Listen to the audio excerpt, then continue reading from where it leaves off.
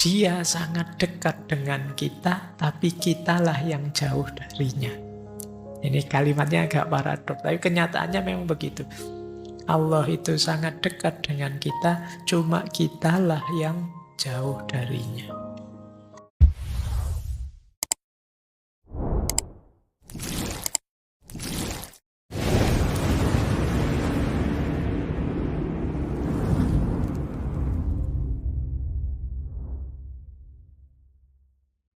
Oke, bismillah.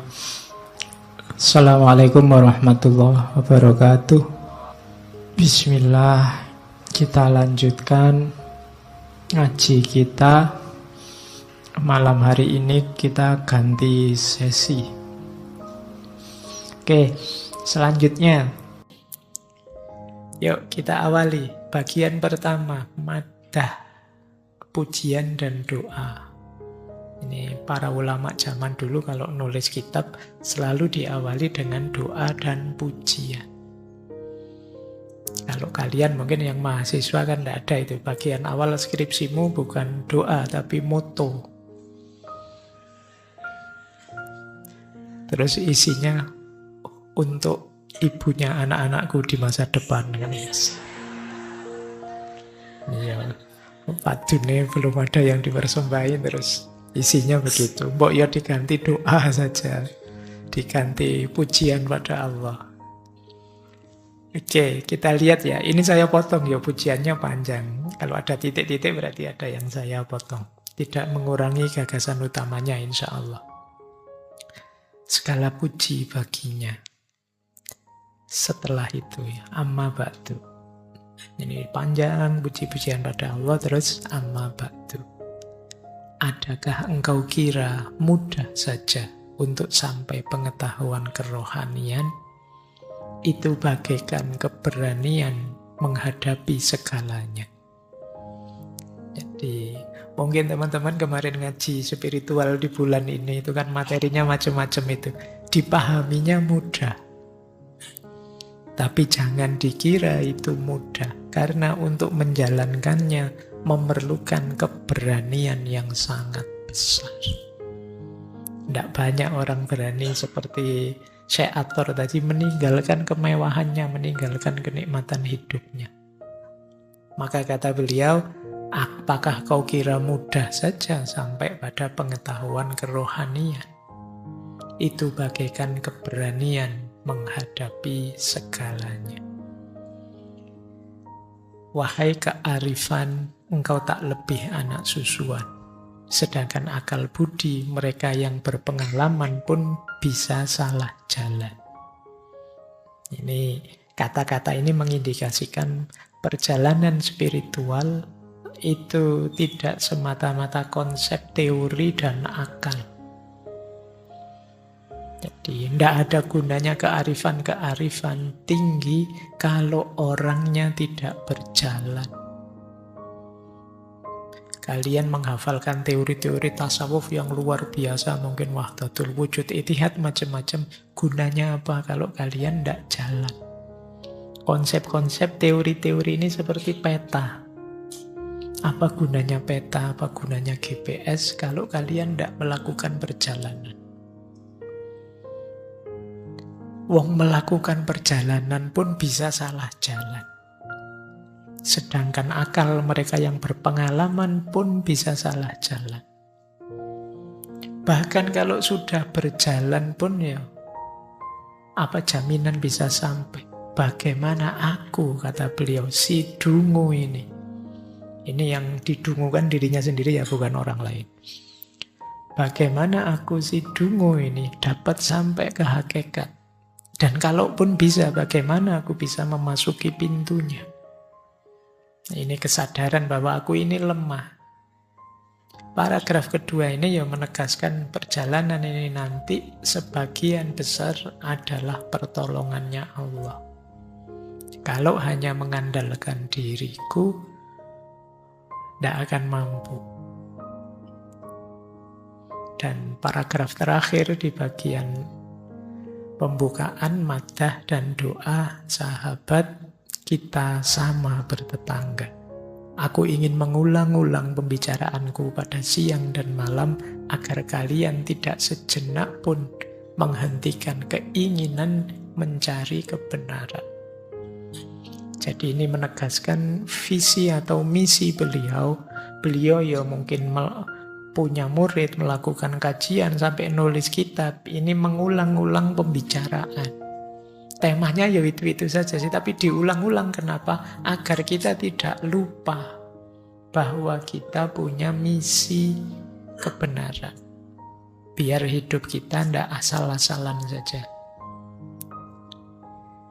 Oke, baik. Ini pembukaannya begini. Jadi sebenarnya ya panjang itu. Kalau dimaknai satu-satu bisa ngaji 1 bulan Ramadan. Ya, cuma ya ini biar teman-teman tertarik saja, nanti dibaca lagi bukunya. Oke, sekarang mulai masuk ke cerita. Ini tentu saja cerita alegoris. Ada banyak isyarat-isyarat simbolik. Jadi ceritanya begini. Satu ketika semua burung di dunia ini, baik yang kita kenal maupun tidak kita kenal, berkumpul. Jadi mereka berkata begini, tidak ada negeri di dunia ini yang tanpa raja. Lalu bagaimana mungkin kerajaan burung-burung tanpa penguasa? Keadaan demikian tidak bisa dibiarkan terus. Kita harus berusaha bersama-sama mencarinya. Karena tiada negeri yang mungkin memiliki tatanan yang baik dan susunan yang apik tanpa raja. Ini kalimatnya simpel, tapi kalau kita pikir dalam, ini mungkin kritik pada orang-orang yang tidak percaya adanya Tuhan. Tidak mungkin hidup yang setertib ini, serapi ini, kok sekedar kebetulan. Pasti ada yang mengatur dan menciptakan. Loh, terus itu siapa? Itu kan pertanyaannya itu. Gimana kita menemukannya? Jadi tidak mungkin dunia ini tanpa raja.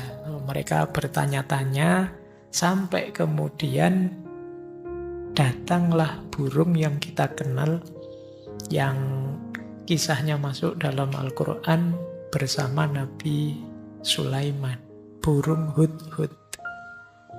Oleh Syekh Athar, burung hudhud ini diposisikan sebagai mursyidnya para burung. Jadi dia yang bimbing nuntun para burung. Jadi burung hudhud di dadanya tampak perhiasan yang melambangkan bahwa dia telah mengikuti torekot, pengetahuan rohani. Jambul di kepalanya adalah mahkota kebenaran, dan dia punya pengetahuan tentang kebaikan dan keburukan. Jadi ini panutannya para burung, ulamanya, mursyidnya. Simbolnya burung hudhud. Ya kalian carilah, googling lah seperti apa burung hudhud itu wujudnya.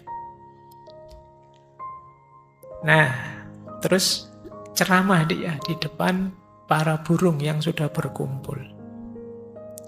Burung-burung yang terhormat, ya karena di depan burung-burung ya.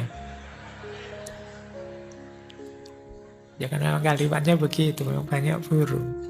Aku mengenal baik sang raja, tetapi sendiri saja aku tidak sanggup mencarinya. Nah ini tegas ya.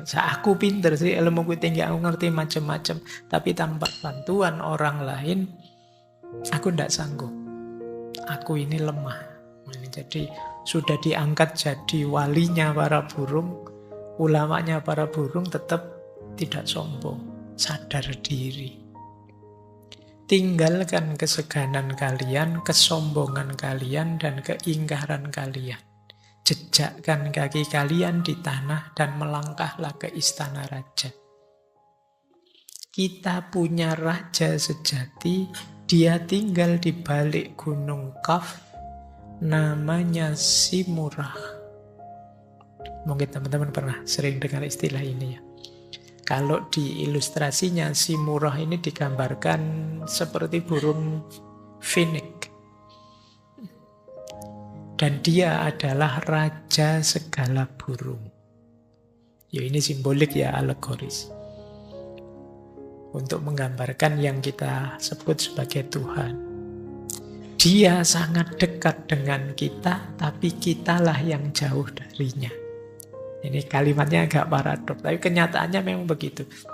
Allah itu sangat dekat dengan kita, cuma kitalah yang jauh darinya. Jadi tergantung ternyata pada kesadaran kita. Cuma tentang si murah ini, bahkan jiwa yang paling suci pun tidak dapat melukiskannya, dan akal budi tidak dapat memahaminya. Tidak bisa dilukiskan, sulit dipahami. Kedua mata ini pun buta. Kenapa? Bagaimana kita menempuh jalan dengan pikiran? Bagaimana kita mengukur bulan dari ikan? Karena memang pikiran kita terbatas. Akal budi kita sulit menjangkau yang tak terbatas. Sudah ribuan kepala bergerak ke sana kemari dan hanya ratap dan keluh kerinduan saja yang terdengar. Jadi kalau sekedar diteorikan, dikonsepkan, sudah banyak. Apalagi hari ini, teman-teman buka Google, buka YouTube, cari channel-channel spiritual bertaburan di mana-mana, followernya banyak. Kalau mengikuti kalimatnya Syekh Athor ini itu tidak penting. Kalau sekedar teori konsep ya, anak kecil menghafalkannya bisa, mengulangnya bisa. ChatGPT bisa sangat spiritual. Kalau kamu tanya, coba kamu tanya ChatGPT, wahai ChatGPT, tunjukkan padaku jalan spiritual yang bisa membuatku dekat dengan Allah. Dia akan jawab. Cuma kan bukan itu yang diinginkan. Kapan kalian melakukan perjalanan itu? Kalau sekedar teori-teori spiritual terus kalian bikin konten, kalian bikin podcast bahas itu, bukan di situ poinnya. Jadi poinnya dialami, dirasakan, dijalani, tidak sekedar diteorikan. Itulah kenapa bahkan jiwa yang paling suci tidak dapat melukiskannya, akal budi pun sulit memahaminya. Nah, ini panjang sih ceramahnya Hudhud. Setelah Hudhud selesai bicara, wah semua burung semangat. Wah ini luar biasa, saya harus segera melakukan perjalanan ini orang ini. Kayak kalian itu kalau habis ngaji tasawuf, pengen jadi sufi, pengen jadi wali. Semangat kan ketika saya bilang tadi perjalanan, wah ini harus mulai perjalanan kan begitu. Tapi terus begitu penjelasannya lebih panjang, mereka tidak sabar. Tapi begitu mikir dirinya sendiri, mulai sudah. Tapi saya masih punya tanggung jawab ini, tapi saya masih ingin ini dulu. Terus ragu-ragu, mulai cari alasan. Saya masih muda pak, nanti sajalah pak itu. Terus nanti yang sudah berusia, belum pak, tanggung jawab saya masih banyak pak. Bahkan nanti sampai di akhir hidup, tidak wajib begitu kok, Allah maha penyayang, tenang saja gitu. Akhirnya tidak jalan-jalan kamu sampai akhir hidupmu. Berdalih, beralasan. Ya, kita mulai sekarang. Bagian pertama di novel itu setelah cerita awalannya Hudhud, terus alasan-alasannya para burung. Kenapa kok mengelak, menunda melakukan perjalanan? Padahal sebelumnya sudah oke, sudah setuju, luar biasa. Sekarang kita tengok satu-satu. Apa saja alasan mereka? Ini sebenarnya alasannya manusia. Ini kan semacam alegori tadi dari Syekh Athor. Burung bulbul. Burung bulbul alasannya apa? Kecintaan. Ada yang dicintai di dunia ini. Sehingga sulit memulai perjalanan. Burung bulbul bilang begini, ketika cinta menguasai jiwaku, Suara nyanyianku pun bagi laut yang mengeluh sayu. Siapa mendengarkanku akan meninggalkan akalnya, meskipun ia ada di antara para cendekia. Tapi ketika aku terpisah dari mawarku yang tercinta, aku pun merasa sunyi, tidak lagi menyanyi, dan tidak kututurkan pada siapapun rahasiaku. Tidak ada yang mengetahui rahasiaku, hanya mawar yang mengetahuinya dengan pasti. Begitu dalam aku terlibat cinta dengan mawar itu, sehingga tak kupedulikan lagi hidupku. Perjalanan mendapatkan si murah di luar kekuatanku. Cinta dari mawar itu saja cukuplah bagiku. Bagaimana mungkin bulbul ini dapat tinggal semalam saja tanpa cinta dari jelita yang mempesona itu? Nah, ini alasannya orang jatuh cinta. Cuma cinta pada yang selain Allah. Jadi pada apa saja, tapi yang selain Allah. Ini membuat orang kemudian menunda atau bahkan tidak mau berjalan lagi menuju Allah. Sudah cukup. Ini mungkin Syekh Athar mungkin nyindir kisah-kisah cinta yang sifatnya duniawi. Jadi Allah kita duakan dengan yang kita cintai. Kita lupa seperti dawuhnya Imam Ghazali ya. Kalau sebenarnya kita mencintai apapun, itu kalau kita tingkatkan sedalam mungkin cinta kita, ketemunya harusnya cinta pada Allah. Kalau kita cinta dengan yang cantik, yang tampan, yang indah, bukankah yang maha indah itu Allah? Kalau kita cinta dengan yang kuat, yang gagah, yang hebat, bukankah yang maha kuat, maha kuasa itu Allah? Kalau kita cinta dengan yang baik, yang lemah lembut, yang penuh kasih sayang, bukankah yang maha baik, maha lembut, maha rahman rahim itu Allah? Tapi kita melupakan itu semua, berhenti di cinta pada makhluknya. Akhirnya ya kita tidak jalan. Alasannya itu. Alasannya kecintaan. Kalau ada yang seperti ini, berarti kita seperti burung bulbul. Oke, kita lihat lagi. Ini alasan pertama yang banyak. Yang kedua, burung nuri. Kalau burung nuri, dia ambisius, punya tujuan kemuliaan duniawi.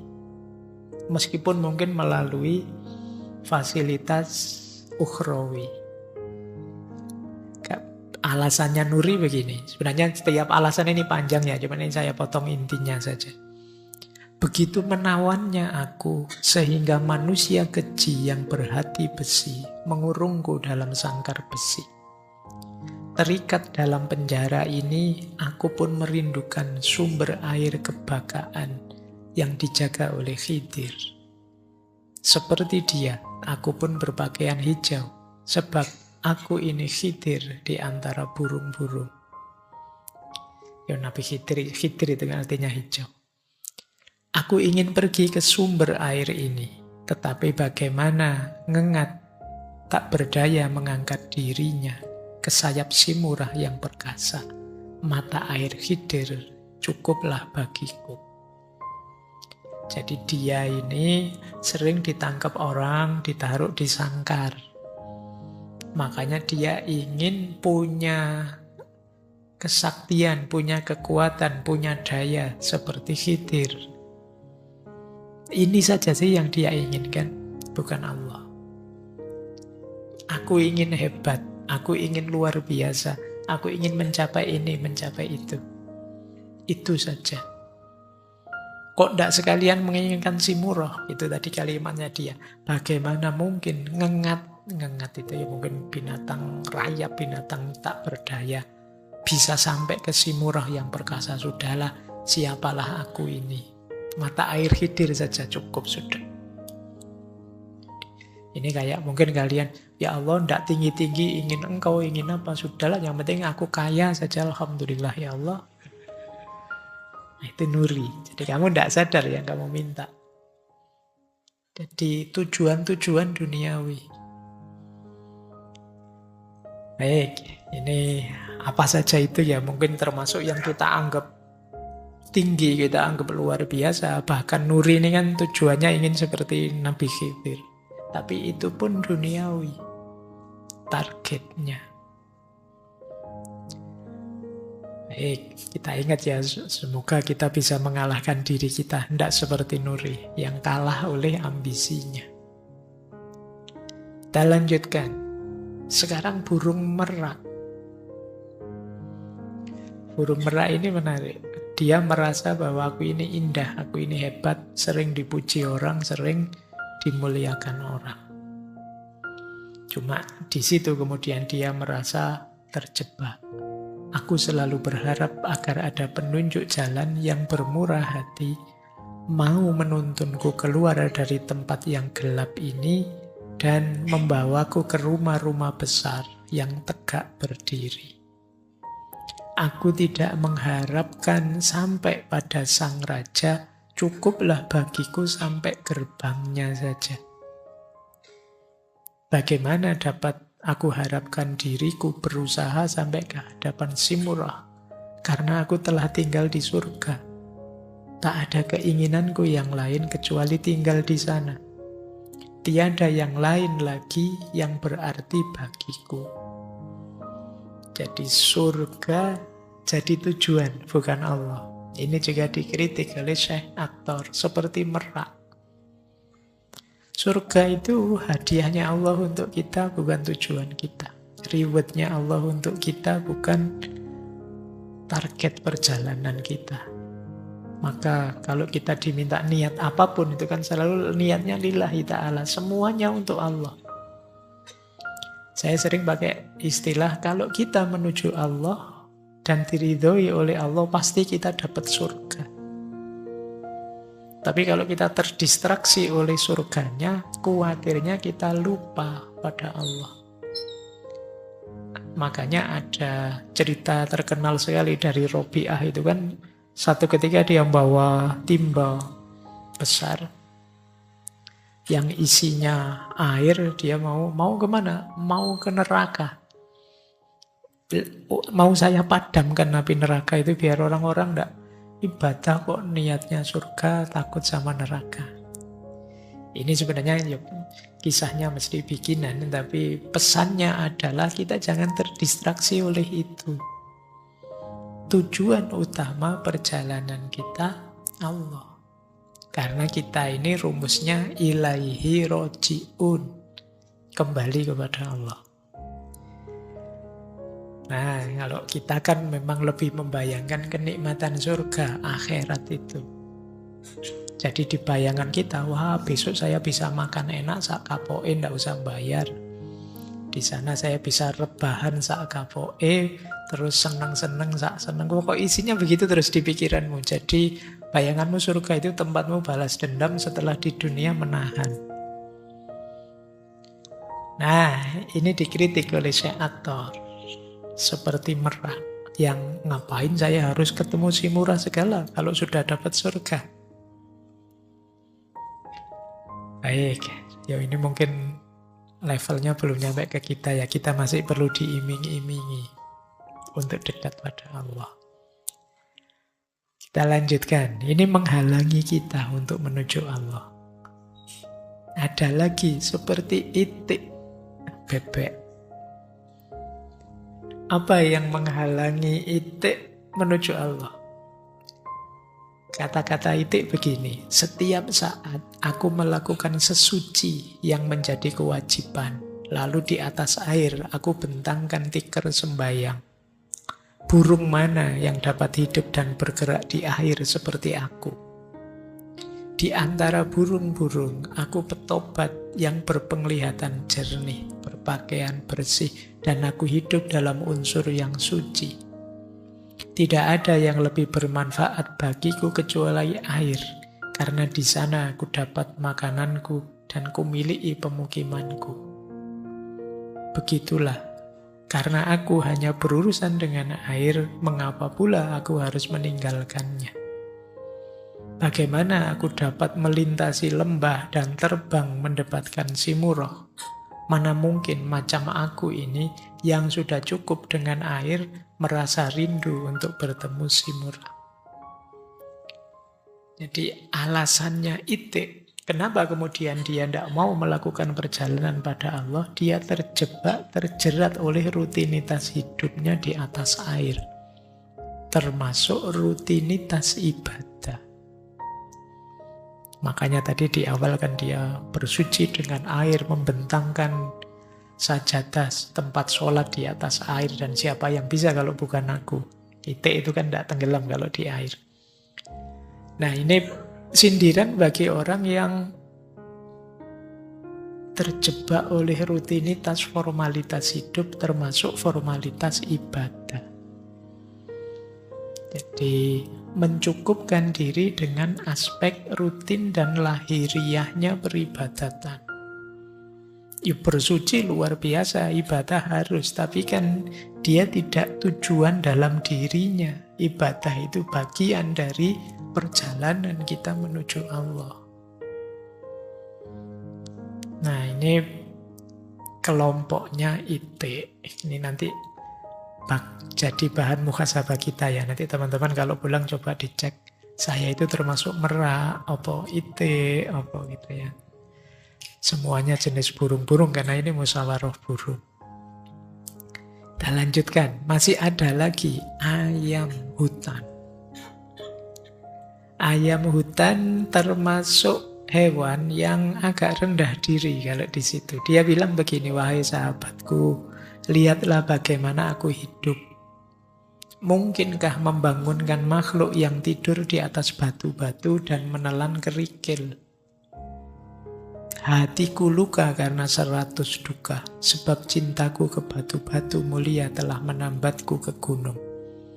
Bagaimana mungkin aku berharap akan pergi dengan berani ke hadapan si Murrah yang agung, dengan tangan di kepala dan kaki di lumpur. Biarlah aku mati atau menemukan batu-batu mulia itu saja.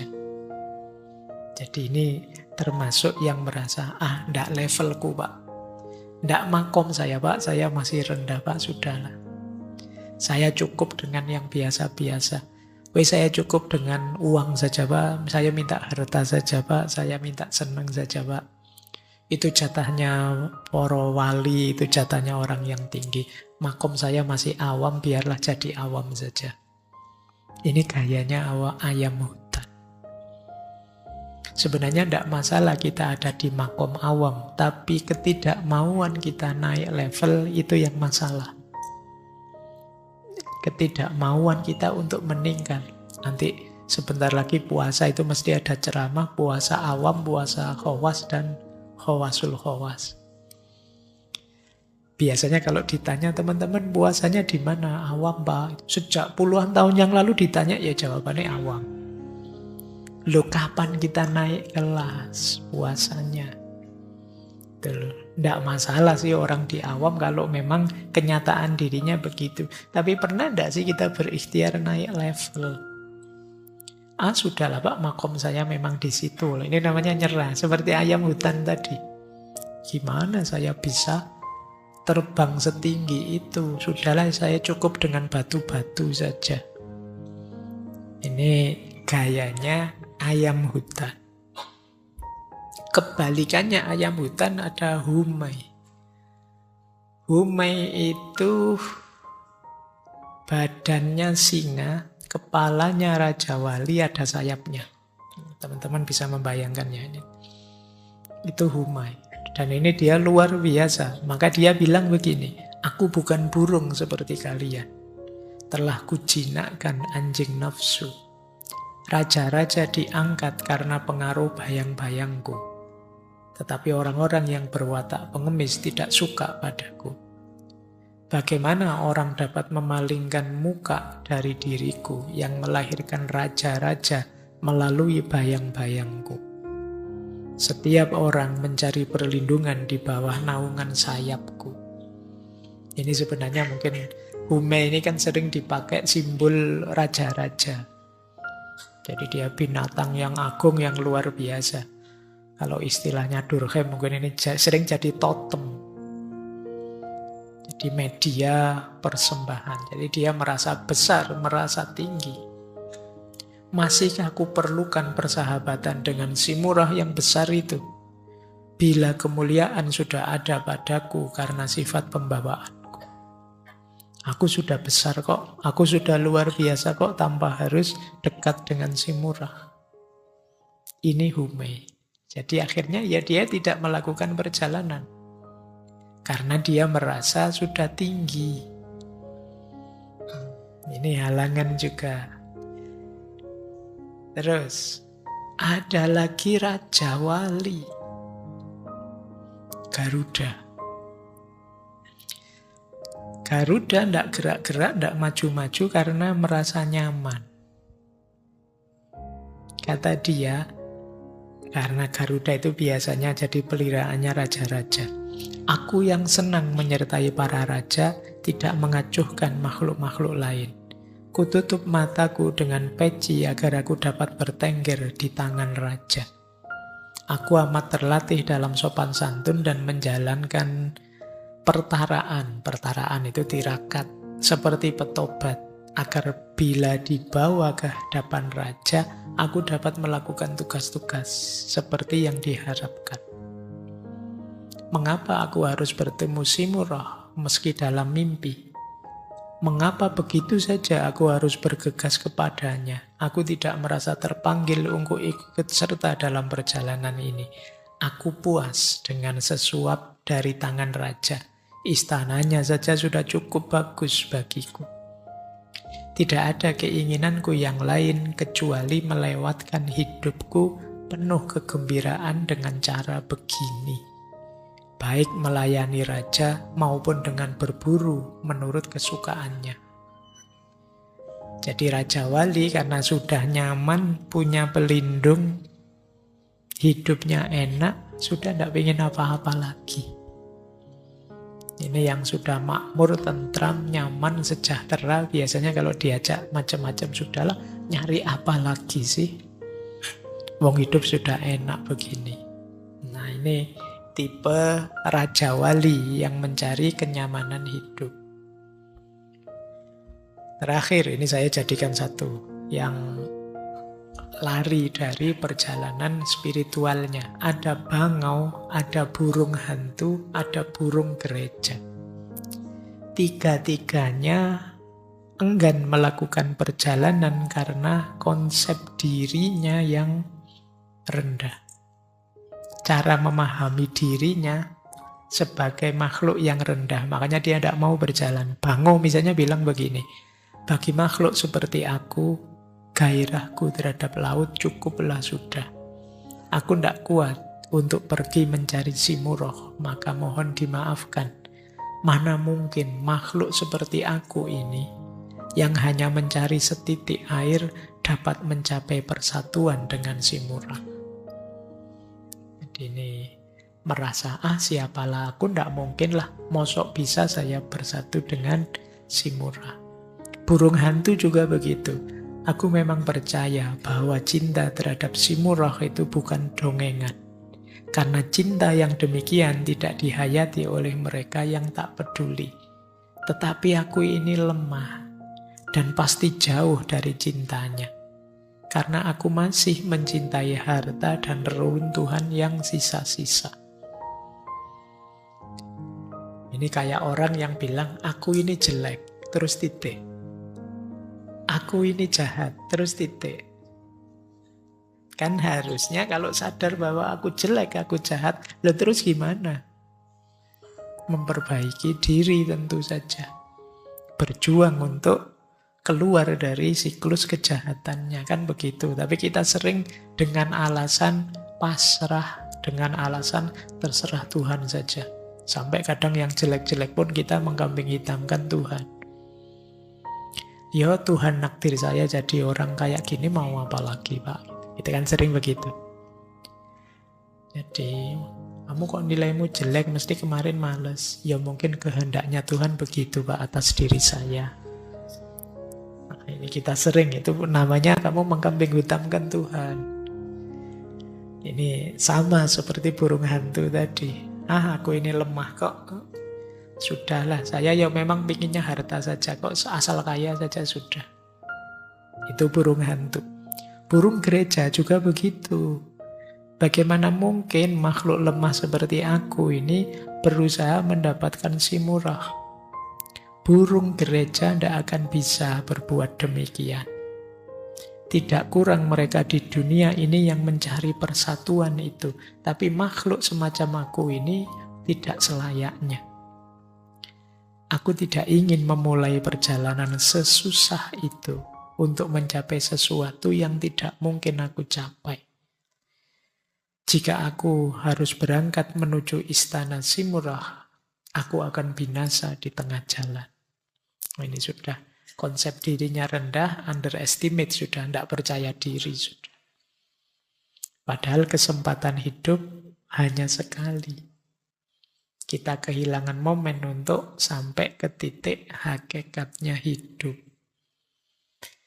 Nah, setelah ini kemudian terjadi ramai perdebatan, termasuk dijawab oleh Hudhud. Jadi semua bantahan tadi dijawab oleh Hudhud. Bahwa pikiran-pikiran mereka itu keliru. Nah, ada beberapa cerita kemudian saya sampaikan beberapa ya cerita. Dari ini yang saya sebut tadi ini kayak dunia sufi, jadi ada kisah-kisah para sufi di sela-sela perdebatan musyawarahnya para burung.